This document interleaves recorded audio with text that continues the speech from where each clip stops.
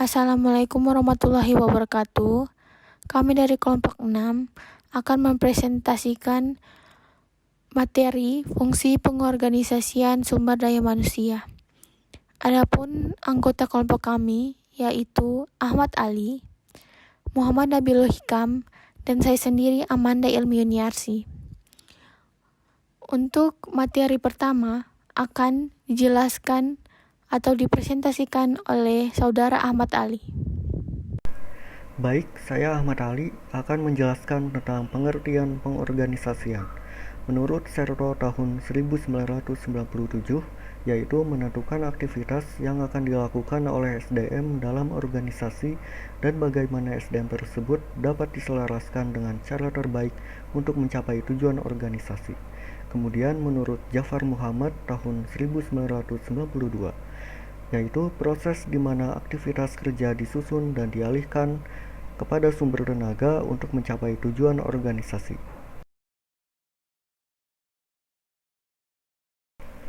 Sumber daya manusia menurut Matrix dan Jackson tahun 2006, yaitu suatu rancangan dari berbagai sistem formal pada sebuah organisasi dengan tujuan memastikan penggunaan keahlian manusia secara efektif serta efisien untuk mencapai tujuan organisasi atau perusahaan sesuai dengan keinginan.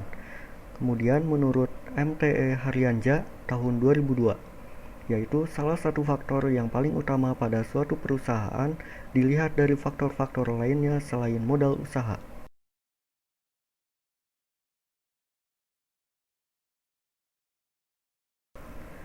Proses perencanaan SDM. Yang pertama, menetapkan secara jelas kualitas dan kuantitas SDM yang dibutuhkan.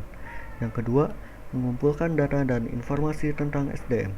Yang ketiga, mengelompokkan data dan informasi serta menganalisisnya. Yang keempat, menetapkan beberapa alternatif. Yang kelima, memilih yang terbaik dari alternatif yang ada menjadi rencana. Yang keenam, menginformasikan rencana kepada para karyawan untuk direalisasikan. Perencanaan pengembangan karir. Keberhasilan karir seseorang dipengaruhi oleh hal-hal sebagai berikut. Yang pertama, pendidikan formalnya. Yang kedua, pengalaman kerjanya. Yang ketiga, sikap atasannya. Yang keempat, prestasi kerjanya. Yang kelima, bobot pekerjaannya. Keenam, adanya lowongan jabatan. Terakhir, produktivitas kerjanya. Materi selanjutnya akan dilanjutkan oleh Saudari Amanda. Memprediksi kekuatan SDM. Menurut McClelland, agar dapat memprediksi kinerja SDM, yang pertama adalah mencari individu yang berkinerja tinggi, lalu membandingkannya dengan individu yang berkinerja rendah.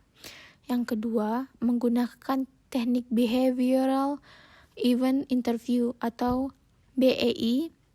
Teknik BEI meminta individu untuk memikir aspek-aspek penting atas keadaan yang berkaitan dengan pekerjaannya.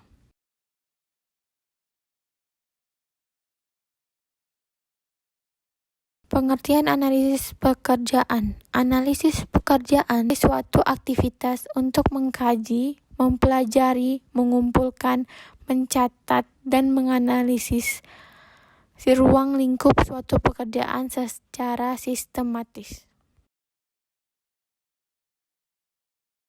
Tujuan analisis pekerjaan. Yang pertama, memperoleh tenaga kerja pada posisi yang tepat. Yang kedua, memberikan kepuasan pada diri tenaga kerja. Dan yang terakhir, menciptakan iklim dan kondisi kerja yang kondusif. Analisis pekerjaan berdasarkan tugas. Menganalisis pekerjaan berdasarkan apa yang dilakukan pada pekerjaan memfokuskan pada tugas dan tanggung jawab yang didasarkan pada suatu pekerjaan. Komputerisasi untuk perencanaan SDM. Komputerisasi untuk perencanaan SDM dibagi menjadi dua, yaitu manfaat perencanaan SDM dan analisis lingkungan eksternal. Manfaat perencanaan SDM. Pertama, manajemen SDM memiliki pandangan yang lebih baik terhadap dimensi SDM. Kedua, biaya SDM lebih kecil karena manajemen dapat mengantisipasi ketidakseimbangan. Yang ketiga, tersedia lebih banyak waktu menempatkan yang berbakat karena kebutuhannya dapat diantisipasi dan diketahui sebelum jumlah tenaga kerja yang dibutuhkan. Yang keempat, adanya kesempatan minoritas di masa yang akan datang. Dan yang kelima, pengembangan para manajemen dapat dilakukan dengan lebih baik. Selanjutnya, analisis lingkungan eksternal. Analisis lingkungan eksternal merupakan proses penelitian terhadap lingkungan organisasi untuk menentukan kesempatan dan ancaman. Hasil analisis akan mempengaruhi rencana SDM karena setiap organisasi akan masuk pada pasar tenaga kerja. Metode perencanaan SDM. Metode perencanaan SDM dibagi menjadi dua. Yang pertama, fungsi-fungsi manajemen SDM, dan yang kedua, penyusunan organisasi berdasarkan sasaran. Fungsi-fungsi manajemen SDM. Yang pertama, perencanaan. Yang kedua, pengorganisasian. Yang ketiga, pengarahan. Yang keempat, pengendalian. Yang kelima, pengadaan tenaga kerja. Yang keenam, pengembangan. Yang ketujuh, kompensasi. Yang kedelapan, integrasi.